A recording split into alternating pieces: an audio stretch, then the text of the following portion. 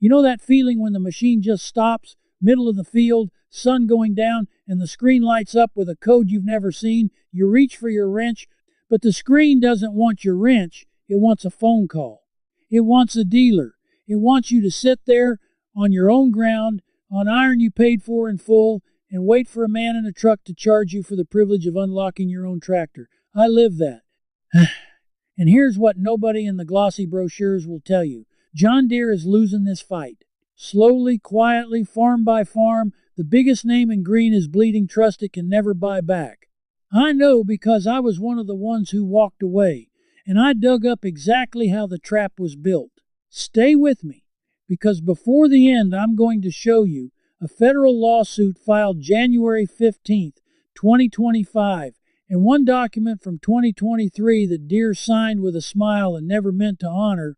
And I'm going to give you a tool you can buy this week that does what the dealer charges you hundreds to do. This isn't just for folks shopping new iron.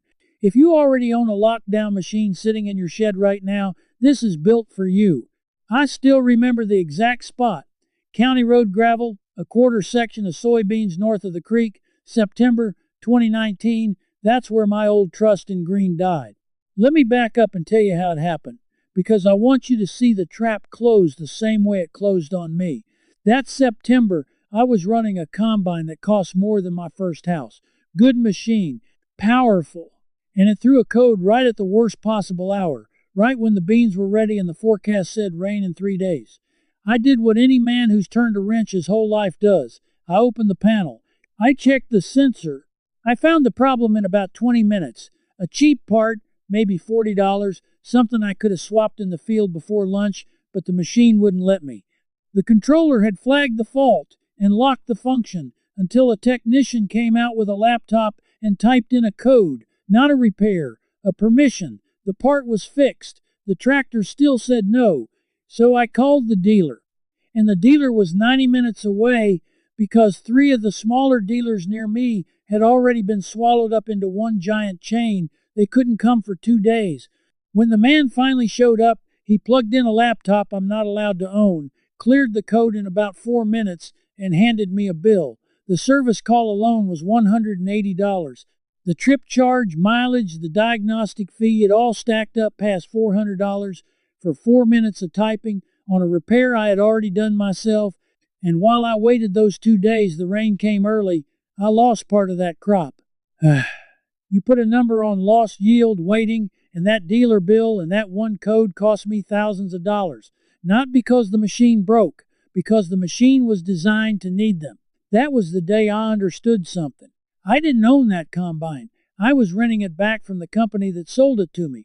Now here's what I didn't know yet, and this is where it gets worse. That lock wasn't a bug. It wasn't Deere being careless. It was engineered on purpose, and it has a name inside the company. The software that controls those functions runs on encrypted files, and the critical repairs, the ones that actually get your machine moving again, require what they call payload files. Those files live behind a wall only the dealer can reach. You can be the best mechanic in the county. You can have every tool in the barn. Without that file, and the dealer-only software that pushes it, you are stuck. So I started asking around, and I found out I was not alone, not even close. There's a whole world of farmers online, on forums and message boards, telling the exact same story. A man in Nebraska describing the night his tractor bricked itself during planting. A rancher in Montana who fixed his own hydraulics and still had to pay a trip charge to get the computer to believe him. Post after post, the same trap, the same rage, the same 4-minute bill. I read hundreds of them. It was like looking in a mirror. And that's when the picture got bigger than my one bad September. Because if you're one farmer, you think it's bad luck. When you see thousands of farmers saying the identical thing, you realize it's a business model. Somebody sat in a room and decided that the repair itself was worth more than the machine. Somebody did the math and figured out that every code, every lock, every forced dealer visit was a stream of money flowing back to them forever for the entire life of the tractor. Therefore, I had to know how much that stream was really worth. So I went looking for the numbers, and the numbers are staggering. Public interest research groups have dug into this, and the figures they turned up should make every owner sit up. When you can't fix your own equipment, when you're forced to wait on a dealer during the narrow window that decides your whole year, the losses aren't small. Studies on farm repair restrictions estimate that the inability to self-repair costs American farmers billions of dollars a year when you add up downtime, dealer premiums, and lost crops from delays. Not millions, billions across the country, every single season. And downtime is the killer. In harvest, a day lost is not a day. It's a percentage of your entire year's income gone because the weather doesn't wait for a technician's schedule. I've seen farmers report waiting 3, 4, 5 days in peak season for a dealer visit. When your whole profit rides on a 2-week window, a 5-day wait can wipe out the margin you worked all year to earn. Then there's the dealer side of it, and this is the part that really opened my eyes. While I was struggling to find a dealer close enough to help, the dealers themselves were disappearing, not going out of business, getting bought up. The independent green dealerships, the family-owned places where a man knew your name and your machine, have been consolidating into fewer and fewer massive chains for years. Some of these chains now run dozens of locations across multiple states. And the fewer dealers there are, the farther you drive, the longer you wait, and the less choice you have about who touches your iron and what they charge. So now the trap has 2 jaws. The software won't let you fix it yourself. And the dealer network that's supposed to fix it for you keeps shrinking and getting farther away. You are squeezed from both sides. That's not an accident. That's design. But here's the thing that turned my frustration into something harder. I always figured, all right, it's greed. Every big company's greedy. Then I found out how deep it went. And this is where I stopped being just annoyed and started being angry. Because they didn't just build the trap. They went to work making sure nobody could pass a law to spring it. For years, farmers and repair advocates have been pushing right to repair bills in state after state. Simple idea. If you buy it, you should be able to fix it or take it to whoever you want to fix it. Deere and the other big manufacturers fought those bills hard. They sent lobbyists, they funded opposition. They argued that letting you fix your own tractor would be dangerous, that you might mess with emissions, that you might hurt yourself on a machine you own, on your own farm. And when the pressure got too big to ignore, when the public heat got too hot, they pulled the oldest trick in the book. They offered a deal that looked like a solution but changed almost nothing. On January 8, 2023, at the American Farm Bureau Federation Convention, John Deere signed a memorandum of understanding with the Farm Bureau. Big handshake, big press release. They promised to give farmers and independent shops access to the tools, software, and documentation needed to repair their own equipment. It made headlines. It looked like the war was over. It looked like the farmer had won. Read the fine print, though, and the whole thing falls apart. That memorandum was not a law. It was not binding. It had no real enforcement. And buried inside it was a line where the Farm Bureau agreed to encourage state and federal lawmakers to refrain from pushing actual right-to-repair legislation. Think about that. In exchange for a promise with no teeth, the biggest farm lobby in the country agreed to help take the pressure off passing real laws. Deere got the headline. Farmers got a piece of paper. I read that memorandum myself, and the more I read it, the more I understood the game. They didn't sign it to free us. They signed it to make the noise stop, to let everyone believe the problem was handled so the real fix would never come. So the villain isn't just a company that profited from your trust. It's a company that wrote the terms, then funded the effort to keep those terms from ever becoming law, and got a farmer's own organization to help them do it. But paper promises have a way of falling apart when someone finally checks the work, and somebody did. Before I show you the legal moves you can make this week, let me tell you how I stopped feeling helpless standing next to my own machine. Picture yourself in that shed tonight. The code is still glowing on the screen. Your wrench is in your hand, and the machine still says no, and you already know what tomorrow's phone call is going to cost you. That is the exact feeling I built my way out of, and I wrote down every step so you don't have to bleed thousands the way I did. It's called the Complete Iron Furrow System. It shows you what your dealer agreement actually lets Deere control. It hands you 5 real cash recovery moves, ranked by how much they return and how hard they really are, and it lays out a full 12-month map from that first invoice shock all the way to running your own iron without begging a dealer. Every volume is a standalone action plan. and together they're the complete field manual for taking your equipment back. And here's a check you can run for free tonight before you spend a dime on anything. Go look up whether your state has passed a right to repair law for farm equipment, then sit down and put your request in writing. If the law is on the books, that manufacturer is legally obligated to hand you the tools and documentation, and most owners never ask because nobody told them they could. The fastest way to get the books is to scan the QR code right there on your screen or go to the link in the description or the pinned comment. And harvest doesn't wait for a technician's schedule, so the sooner you know your moves, the fewer seasons you lose to a code you could have cleared yourself. Now, let me walk you through those real moves, because there are steps you can take starting right now. Because 2 years later, the government came knocking. On January 15th, 2025, the Federal Trade Commission, joined by the Attorneys General of Illinois and Minnesota, filed a lawsuit against John Deere. The complaint laid it out in plain language. It accused Deere of driving up repair costs for farmers by keeping fully functional repair tools out of their hands and funneling them to the dealer network. The filing pointed straight at that dealer-only software and the way it forces owners into the shop for jobs they could do themselves. That lawsuit is a public document. Anybody can read the allegations, and it says out loud what every farmer on those forums already knew in his gut. The lock was never about safety. It was about money. Your money flowing one direction forever. On top of that, farmers had already taken Deere to court themselves.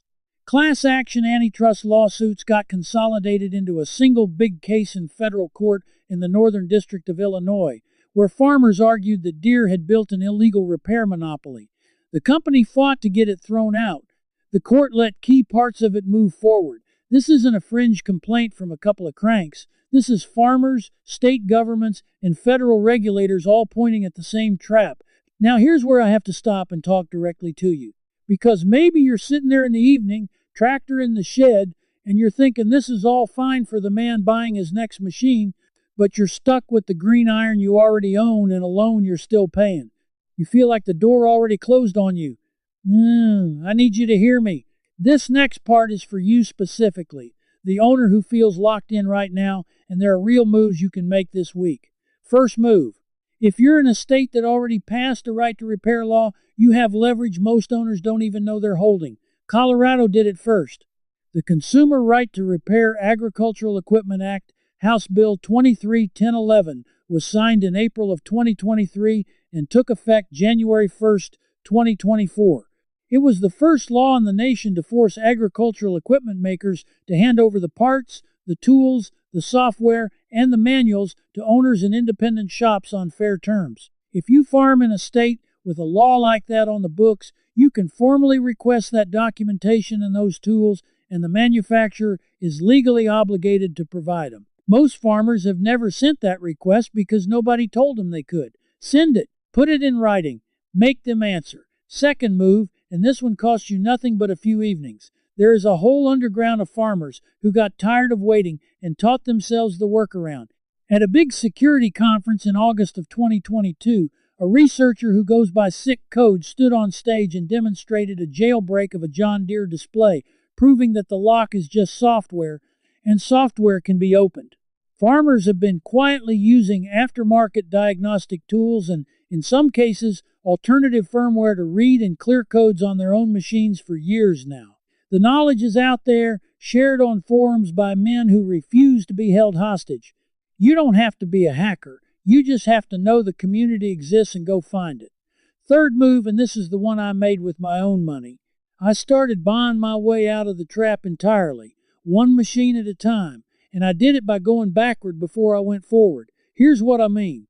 The tractor's built before the heavy emissions rules, and the lock controllers, the good solid iron from before all this software crept in, they don't have the trap in them at all. No payload files, no permission screens, no dealer-only laptops standing between you and your own hydraulics.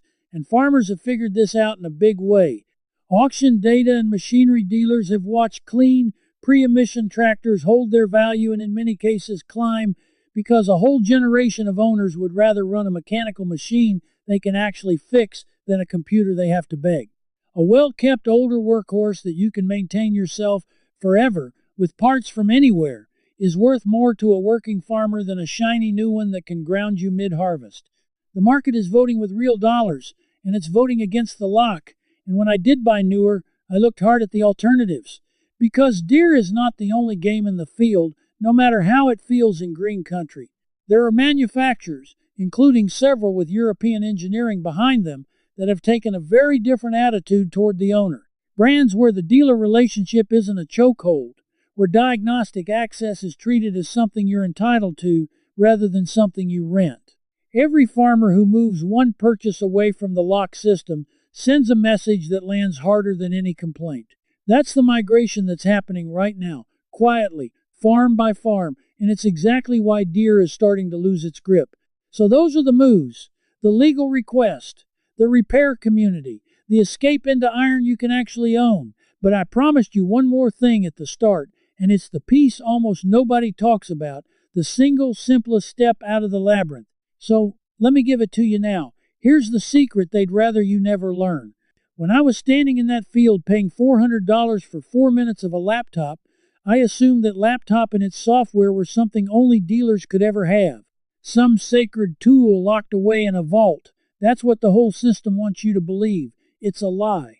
Because John Deere sells a version of that software to you, to the customer. It's called Customer Service Advisor. It's the diagnostic software, based on the same system the dealers use, and you can subscribe to it directly. It lets you connect to your machine, read the fault codes, run diagnostics, see the readings, and access the technical manuals for your equipment. The very information the dealer uses to decide what to charge you, you can have on your own laptop, in your own shop, at any hour, in any weather, without a phone call to anybody. Most owners have never heard of it. I sure hadn't, not until I went digging. It didn't come up when I called about my combine. Funny how that works. But it's real. It's Deere's own product, and the subscription runs a few $100s a year. Sit with that for a second. A few $100s for a year of access against the $400 I paid for one single service call. That software would have paid for itself before lunch on my worst day. Now, I'll be straight with you the way a neighbor should, because that's the whole reason you're still listening.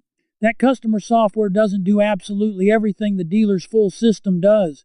There are still certain deep functions and certain payload files that Deere keeps walled off, and that exact wall is a big part of what the Federal Trade Commission is suing them over right now. That fight is live, but for the everyday reality, reading your codes, understanding what actually failed, telling the difference between a real problem and a nuisance flag, running diagnostics before you ever pick up the phone, it changes the whole balance of power. You walk into that conversation knowing exactly what's wrong. They can't invent a problem when you're already holding the answer. And that's the exit from the labyrinth. It was there the whole time. The way out existed, buried behind a product name nobody advertised to you, kept alive by farmers on forums who passed it hand to hand like a secret. The tool to read your own machine was always for sale. They just made sure the dealer stood between you and the knowledge that it existed. So this week, before the next code lights up your screen, look up Customer Service Advisor for your model. Price the subscription. And if you're in a right to repair state, send that written request for the full tools and documentation the law says you're owed. Do those two things and you stop being a renter on your own farm. You become the owner again the way it was supposed to be from the day you signed the check, because that's what this was always about. Not tractors, not software. It was about a company that quietly turned the machine you bought into a machine you merely borrow and bet that you'd never figure out the difference. You just did. You are not the kind of man who rents back what he already paid for. You come from people who fixed what they owned, kept it running past its years, and handed it down still working. Nobody gets to take that from you with a line of code and a service invoice. The lock is just software. The permission was always yours. So tell me, what's the worst dealer invoice you've ever been handed? The one that made you stare at the paper and wonder how 4 minutes cost that much? Put it in the comments right now. Give me the number and give me the machine. I read every one, and I want the next farmer scrolling by to see he's not alone in this. And if you've ever had a tractor grounded mid-harvest by a code you knew you could fix yourself, tell me where you were farming when it happened. Name your iron. Name your state. If you're done being controlled by the men who sold you your own equipment, then you're one of us, and this channel is where we take our iron back, one machine at a time. Subscribe and stand with the owners who refuse to kneel to a dealer. Next time, I'm going to show you exactly which independent and European tractors are being built for farmers who plan to fix their own machines for the next 40 years, and which ones still hide a lock you won't see until it's too late. You'll want to know that before you ever sign another check. I'll see you there. I lived that story too. This video gave you the overview, but inside the right to repair, I pick up right where I just stopped, handing you the deeper version. You can ask me your own question. A real person, me, answers you myself. You won't be doing this alone. Farmers like you are already inside. Just point your phone's camera at the code on screen, and you can cancel any time. Now, if this worried you, wait until you see what's coming next. There's a mistake John Deere is making right now, the very same one that quietly destroyed Caterpillar. Let me show you. It's starting right here.